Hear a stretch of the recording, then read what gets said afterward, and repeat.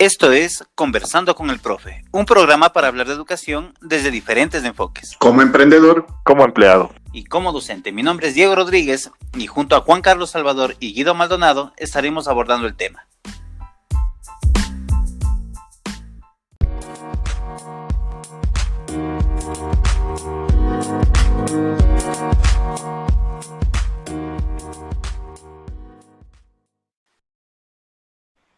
Crisis en la educación ecuatoriana. ¿Un cuento sin fin? ¿Cómo les va, muchachos? Otro día más de podcast y qué agradable estar de nuevo con ustedes. Juanito, Guido, ¿qué tal? ¿Cómo les va? Amiguitos radiofónicos, un gustazo tenerles nuevamente aquí en nuestro cuarto programa ya en podcast, un hobby bastante entretenido. ¿Todo bien ya viviendo, acostumbrándose a la cuarentena? Juan, Diego, buenas noches. ¿Cómo están, compañeritos? Les cuento que hoy fui al Supermaxi, una experiencia extrasensorial, se podría decir. ¿Todo bien? Sí, siguiendo las flechitas, no te creo que te pierdas dentro del Supermaxi. Y es como adaptarte, ¿no?, a la nueva forma de ver la vida. Hemos escogido este tema por lo mediático, ¿no? Y estamos en una situación en la que se habla de recorte presupuestario para la educación, especialmente para la educación superior, a pesar que hace poco la Corte emitió su decreto o emitió su postura diciendo que recomienda no topar ese tipo de presupuestos al Estado, pero bueno, no sabemos en qué va a acabar. Y esto nos hace pensar en quizá la juventud actual, los chicos de entre, no sé, 15, 19 años, no recuerden tanto cómo era la educación antes, es decir, antes vivíamos en paros, vivíamos con problemas, huelgas, los profesores quejándose por presupuesto y un montón de falencias, ¿no? Entonces, haciendo una investigación un poco pequeña, encontré un artículo que nos habla sobre la educación desde los años 80 hasta el año 2007. Y algo que me pareció súper curioso es, en los años 80, una de las crisis que se dio dentro del mundo educativo fue recorte presupuestario, siguiendo políticas neoliberales relacionadas con organismos internacionales. Y no sé si estas palabras les suenan un poco actuales, ¿no? Pero es justo lo que estamos viviendo ahora. Claro, muy aparte de esta cuestión del coronavirus y esas cosas, pero igual se sigue dando. Entonces, la pregunta que les quiero hacer, ¿ustedes consideran que la historia de la humanidad, de los países, etcétera, es lineal o es cíclica? Es un tema bastante interesante el que nos conlleva hoy día, ¿no? ¿Es lineal o es cíclica? Antes de eso sí quisiera un poco referenciarnos, ¿no? Hablar de este tipo de este tema de educación y no topar el tema de política es bastante complejo. O sea, es un tema que te va a llevar a la cuestión política sí o sí. Porque desde las altas esferas, desde las personas que nosotros elegimos, ellos van a decidir si es que yo le pongo un poco más de dinero, por ponerle un ejemplo, a un militar, a los militares, o voy un poco más de dinero al profesor. ¿Ya? Si es que yo motivo a ese profesor o tengo profesores para tener un profesor bueno y una calidad de educación buena, o tengo un profesor de relleno, por ejemplo. Si genero un incentivo, una sana competencia al hecho de educar, o sea, que entre profesionales de la educación exista una sana competencia donde puedan generar mayor investigación educativa y ese tipo de cosas, ¿no? Todo eso parte prácticamente desde el ámbito político. Ahora, con referencia a lo que decías tú, eh, hay dos tipos de llevar la temporalidad, ¿no? Según la cosmogonía indígena, el tiempo es cíclico, ¿ya? Por esta cuestión de las cosechas, de que es tiempo para labrar la tierra, tiempo para sembrar, tiempo para cosechar, tener las cuatro estaciones y este tipo de cosas, nosotros fuimos educados por una cuestión cíclica. Ahora, para los países más de gente caucásica, el tiempo es más lineal. O sea, aquí nací y aquí morí. Entonces, tal vez por nuestras raíces indígenas, tendamos a repetir cierto tipo de historias, cierto tipo de comportamientos, dado por por el bagaje que tenemos, ¿no? Muy interesante lo que dices, Juan, pero yo creo que tanto aquí como allá igual son cíclicos el asunto del asunto de agricultura al que hace referencia. Entonces, no le encuentro mayor diferencia por ese lado. A la pregunta que dice Diego, si es circular o cíclico, creo que más se refiere a que si en algún momento se vuelve a repetir alguna circunstancia que ya se haya dado antes. Entonces, podría decirte que sí, que más que cíclico, me parece que es ondulatorio. Entonces, en una temporalidad lineal, pues se llegan a converger varios puntos en algún momento de la línea, ¿no? El amigo Diego nos podría explicar mejor ese asunto, ahí con unos gráficos sinusoidales y unas líneas tangenciales y cosas de por el estilo, ¿no? Pero para no entrar en esas historias un poquito más densas, me quedo con que ni es circular ni es lineal. Para mí el tiempo es ondulatorio, en todo caso. Va fluctuando. Hay momentos álgidos y momentos valle o bajos. Y Bueno, pues desde el ya de ahí punto de vista variar. matemático, te podría hacer algunas correcciones ahí, pienso yo, pero bueno, no quiero meterme en eso como tú dices. Quiero darle la bienvenida a Gaby, quien nos hablará acerca de un dato interesante sobre la historia.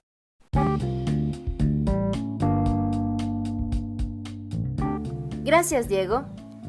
Teoría del retorno cíclico de la historia. Teoría idealista creada por el pensador italiano Vico. Según esta teoría, la sociedad humana pasa por tres fases principales: divina, heroica y humana. Por edad divina, Vico entendía la infancia de la humanidad, es decir, la sociedad primitiva. La fase siguiente, edad heroica o adolescencia, es la de los estados aristocráticos. La humanidad alcanza la tercera fase en el periodo de su madurez, cuando después de la abolición de los privilegios de casta, se establece una igualdad burguesa. Enseguida comienza la desagregación de la sociedad y la historia de la humanidad retorna a su estado inicial.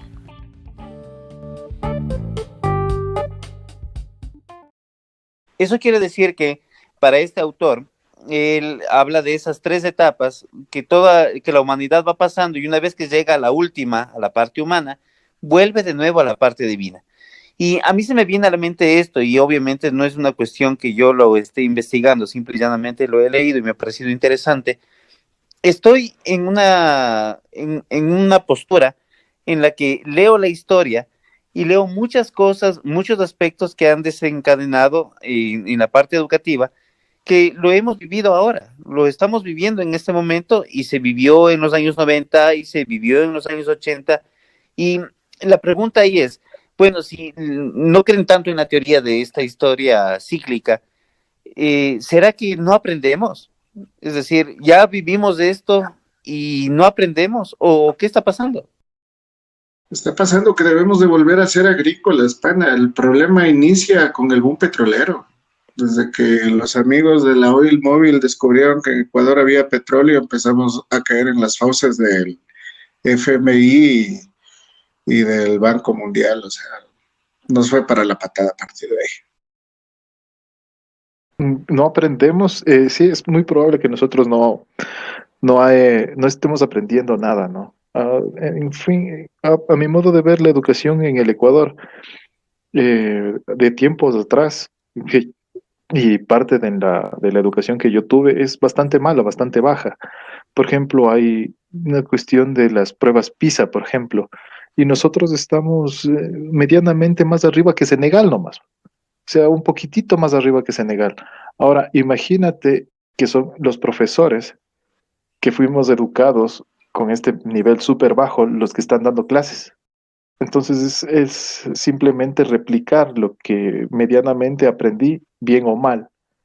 Estoy replicándolo a los niños, a los nuevos estudiantes, a las nuevas generaciones. No existe ese clic, esta cuestión para salir de esta burbuja, de este ratón encerrado en esta rueda. Ahora, focalicemos un poquito el problema. Hay varios, ¿no? Pero yo creo que hablar desde nuestra posición no somos muy investigadores dentro de este mundo de las crisis o historiadores, pero creo que podemos dar un testimonio de lo que nosotros vivimos, como lo decía Juan, de cuando estuvimos en la parte primaria o secundaria, notamos algunos aspectos que estaban sucediendo, quizás no nos dábamos cuenta y ahora lo razonamos mejor, pero desde su experiencia, quisiera que ustedes me digan cuáles son los problemas que ustedes encontraron en su educación. Bueno, uno de los problemas principales era el aspecto económico. El aspecto económico en los docentes acarreaba muchos problemas hacia el cuerpo estudiantil. En ese caso teníamos profesores que por la mañana daban clases y luego en la tarde se convertían en taxistas. A día de hoy serían conductores de Uber, ¿no? Influye en todo lo que venía pasando antes, o sea, tienes que redondear el sueldo. Un profesor no puede ser profesor a tiempo completo porque tiene que estar pensando en su otro trabajo. Entonces ahí es donde la calidad de la educación empieza a irse al piso. O sea, tú dices profesores desmotivados. Profesores desmotivados o profesores que están ahí solo por el sueldo, o sea, necesidades económicas que las tenemos todos, pero empiezan a invadir profesionales de otras carreras, empiezan a invadir el sector de la educación. Entonces, si bien recibes un incentivo económico, Yo, pero no generas esa educación de calidad, no generas esa gana de aprender. yo recuerdo que en aproximadamente, a ver, a partir de cuarto curso, cuando ya escogías la especialidad, bueno, antes cuando existían las especialidades, recuerdo que el profesor que nos daba física no había estudiado ni física ni matemáticas. El tipo era policía y curiosamente solamente había terminado el bachillerato. Tenía profesores que terminaron el bachillerato y eran gente que, bueno, estaba en los primeros años, primero, segundo de la universidad y que estaban dando clases. Ojo, pero el pana a día de hoy, bueno, me han contado, ¿no? Yo ya no lo volví a ver nunca más en mi vida, ¿no? Pero sé de ex compañeros del colegio que después de que nosotros nos graduamos, él sí hizo la carrera ya universitaria y sacó su título docente. Y bueno, ahora ya es una persona mucho más preparada. Pero en el tiempo en el que él nos daba clases a nosotros, no era el caso. El tipo no estaba preparado para ese tipo para esa actividad. Pues miren, los problemas que ustedes me dicen y seguramente en el transcurso de la conversación irán asomando más. Todos esos problemas era algo que ya se veía, por ejemplo, en 1979, que había varias pugnas por cuestiones de salarios. El docente no tenía un buen salario, eso hacía que tenga que trabajar en otras instituciones educativas o trabajar en otro tipo de negocios, como manejar el taxi. Hablamos del plurimpleo, ¿no? Entonces, falta de motivación. Una de las cosas principales para que una persona esté motivada es conocer acerca de lo que quiere impartir. Entonces, en el ejemplo que nos pone Guido, quizá es un ejemplo diferente, pienso yo, a lo que puede ocurrir en una cierta normalidad, en la que el docente siente quizá esa pasión y como tú lo cuentas, luego esta persona siguió la profesión y ahora pues tiene más conocimiento, pero también pasa que hay muchos profesionales que se meten al área de la educación no por tener la vocación de enseñar, sino porque necesito tener cierto sustento o cierta estabilidad económica. Entonces resulta conflictivo. Y parte de esa motivación es capacitación. Miren, en este año que les decía, hubo una huelga generalizada en el sentido de que se pedía más apoyo y dentro de algunos puntos que se pedía mayor capacitación para el docente. Lastimosamente, ustedes saben que, como decía Juan al principio, esto se vincula con bastantes cuestiones políticas y lastimosamente algunos partidos políticos canalizaron sus ideales no tan positivos, ¿no? Por medio de los maestros y quizás no consiguieron lo que realmente se buscaba, sino más bien una cuestión un poco más sesgada, ¿no? Más hacia el área política. Ahora, todas estas cuestiones vinieron cambiando, ustedes se educaron en una parte de nuestra historia donde había bastantes paros, huelgas y cosas así. Entonces, algo que quisiera saber es, ¿ustedes apoyaron de una u otra manera este tipo de actitudes un poco violentas quizá? Pero tú también estudiaste en esa época, tú también eres de esa época. ¿Tú apoyaste alguno de esos paros? ¿Estuviste en alguno No, de no, esos? es que aquí yo soy, Tú eres ¿Tú tirapiedra. tirabas piedra? yo soy el que pregunta y ustedes contestan, esa es la idea. No, es ahí, que veo que estás haciendo lo de torero.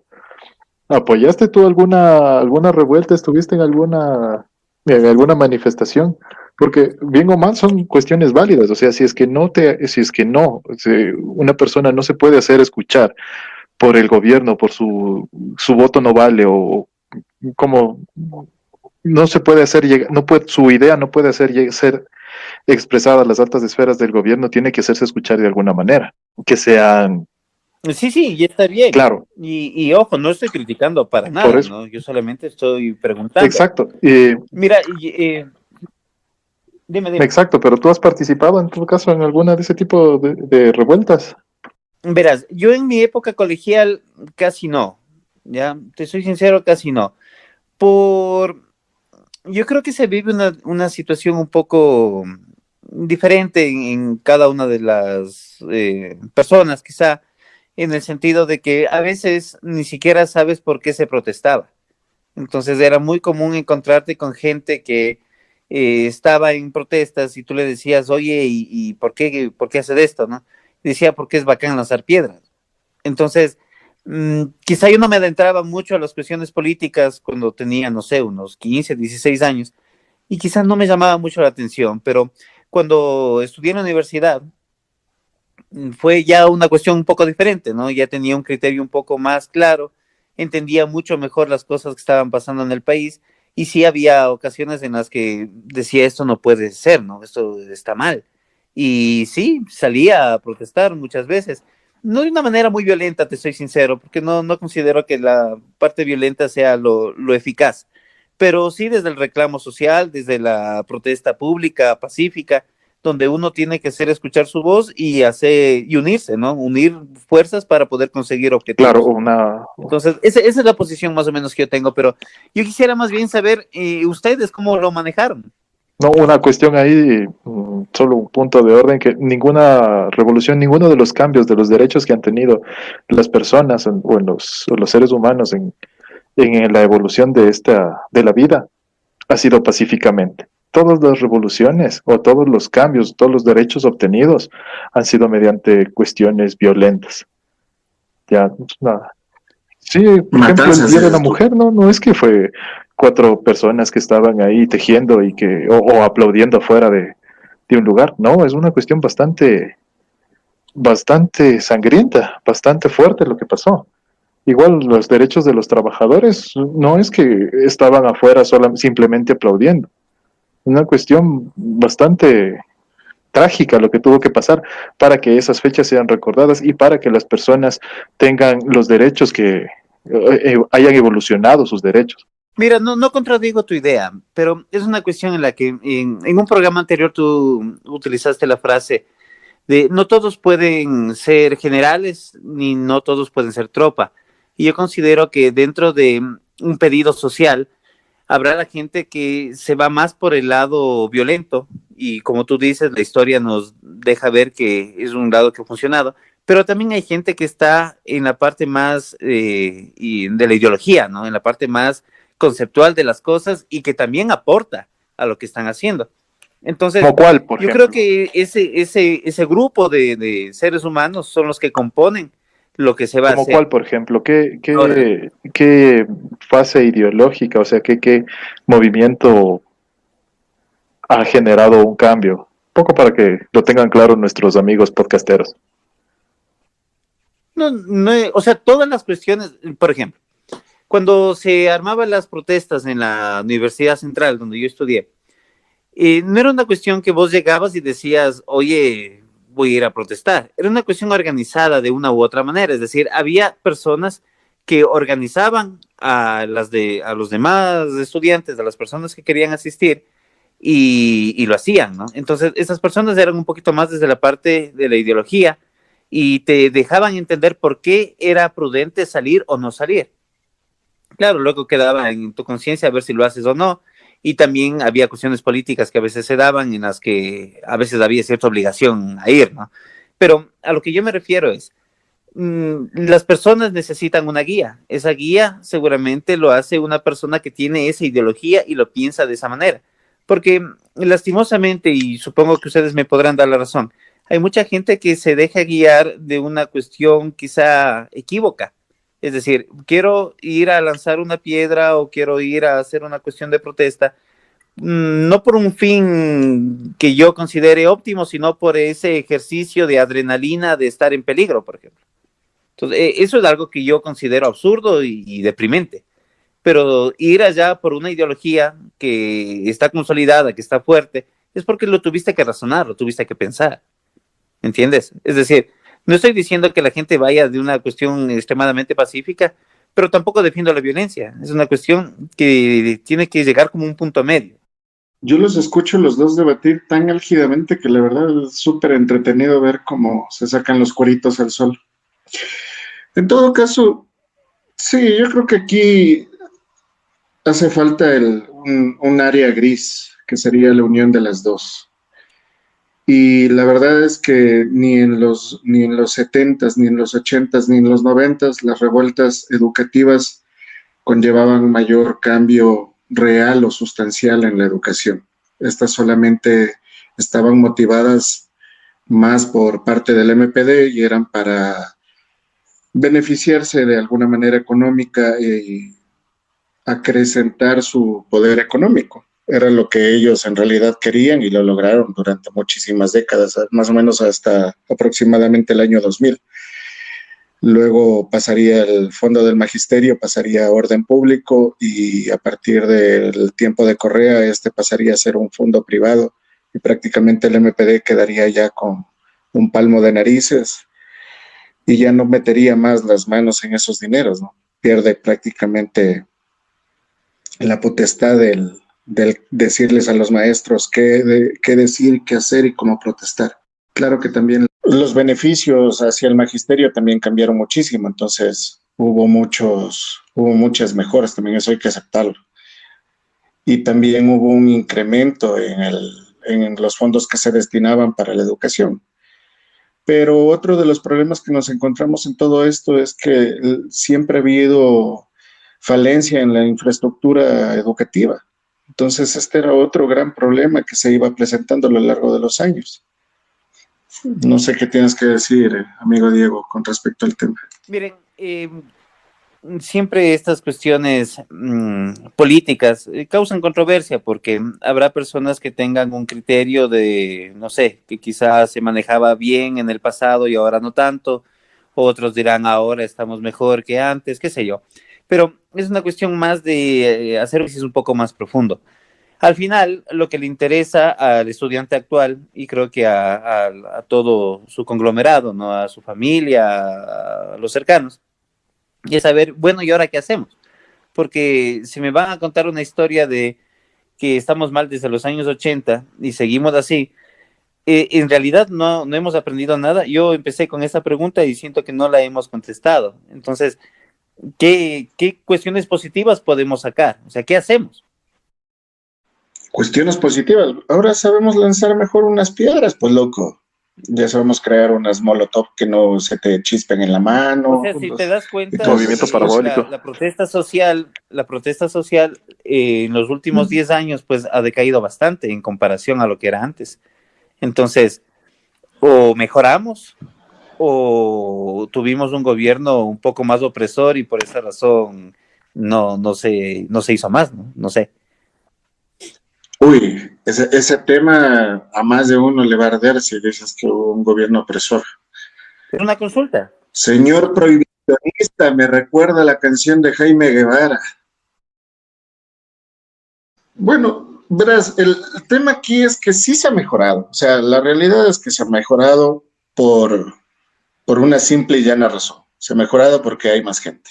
Entonces, al haber más gente, hay más cantidad de recursos y se pueden destinar más recursos a la educación. Actualmente, el último dato que tenía, que pude consultar fue del 2019 y decía que se estaban destinando aproximadamente 12.800 millones de dólares para la educación. Estamos hablando de que se está destinando alrededor del 5.3% del PIB en ese año, ¿no?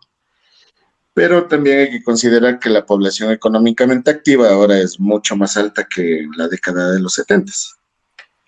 El problema es, como decía Juan al inicio también, el problema es el de siempre. El problema es que tenemos una corrupción sumamente arraigada.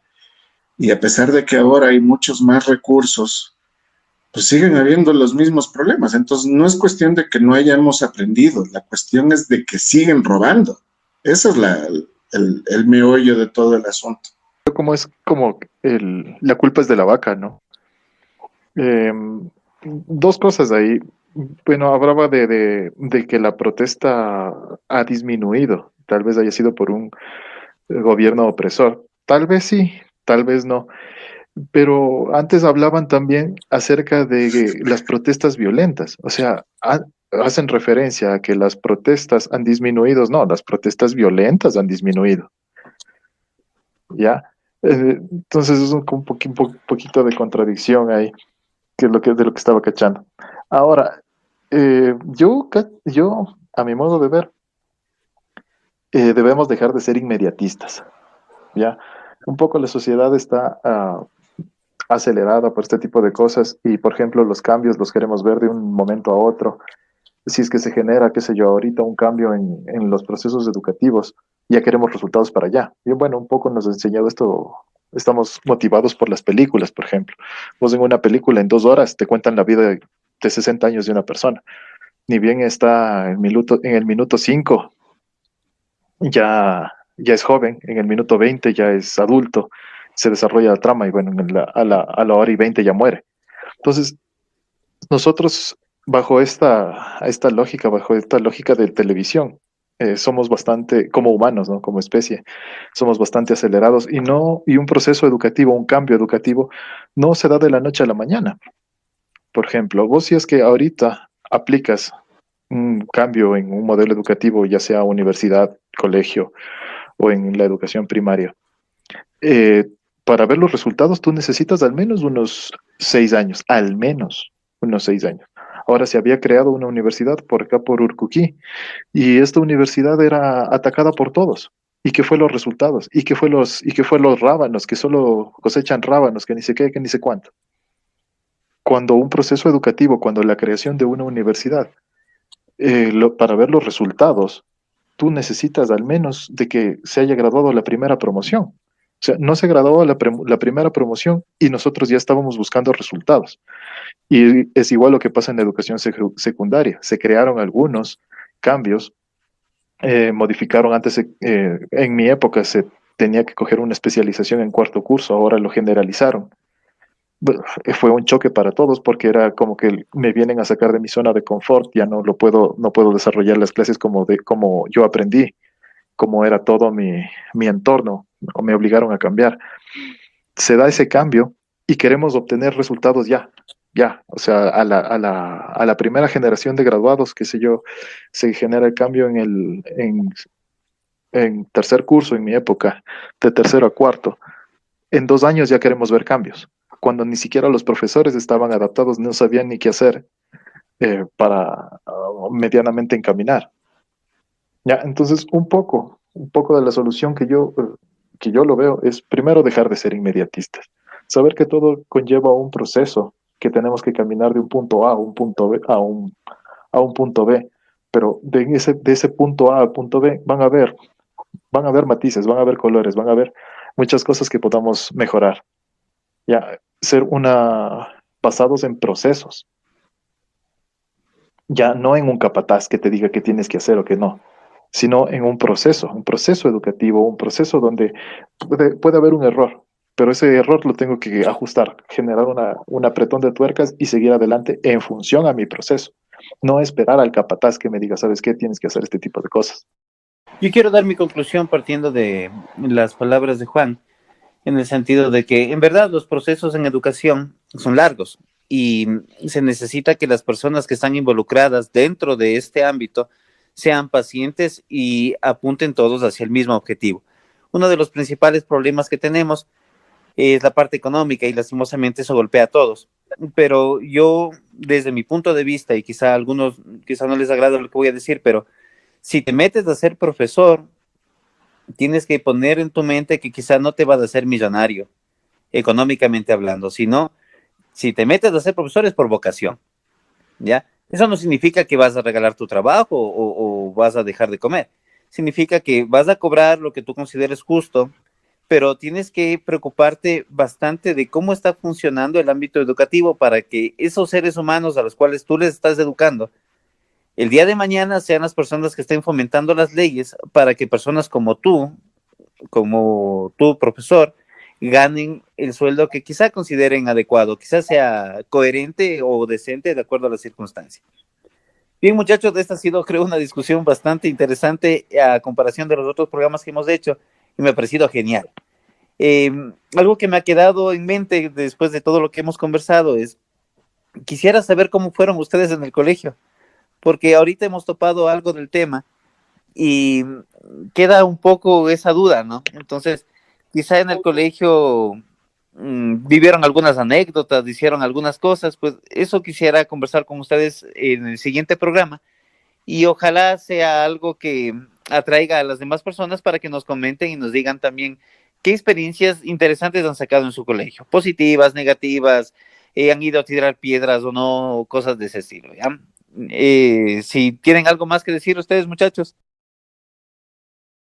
Bueno, Diego, Juan, mis últimas palabras en esta ocasión, lo que te puedo decir es que si necesitamos un cambio y debemos aprender de todos los errores que se han venido cometiendo a lo largo de la historia, el llamado sería a copiar modelos de gestión que funcionaron y dejarlos no 6 años, dejarlos 20 años.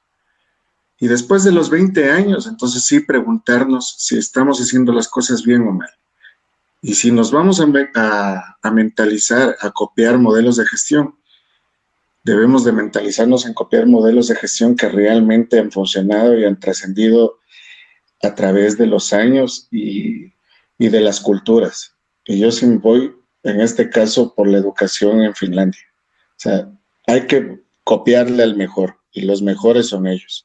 Está estadísticamente demostrado. Entonces, quizá sea soñar o no, pero yo pienso que debemos de apuntarles para allá a estos panas. En todo caso, la próxima semana estaremos hablando de curiosos. Para los que les suene la palabra, pues algo va por ahí el tema. Y esperamos no aburrirlos tanto como en esta ocasión. O no sé, si alguno se habrá divertido. Yo no sé si me divertí. En todo caso, mis como palabras finales para el episodio de hoy es gente que nos está escuchando, respeto a la autoridad. Eso también es una cuestión que nos falta bastantísimo. Si no respetas tú como que al policía, a tus padres, al árbitro cuando juegas fútbol, o sea, es una cuestión latinoamericana. Mentarle a la madre del árbitro cuando estás jugando es un irrespeto total a la autoridad. Tú no aceptas una decisión de una autoridad. Y parte de esas autoridades, al fin y al cabo, son los profesores también. Entonces, bastante respeto a todas las autoridades. Pero no dices que quieres lanzar piedras a la gente. ¿Cuándo he dicho yo que quiero lanzar piedras a la gente? Y yo digo que ninguna protesta pacífica ha generado un clic para evolución de la sociedad. Bueno, compañeros, vamos terminando esto. Amigo Juan, redes sociales. Síganos como Conversando con el Profe. Estamos nosotros en Facebook, estamos en Anchor, en Spotify, en Instagram. Creo que son todas. Estamos en todo menos en la sopa. Ha sido un gusto estar con ustedes. Gracias, muchachos, que tengan una excelente semana y nos vemos la próxima semana. Hasta luego.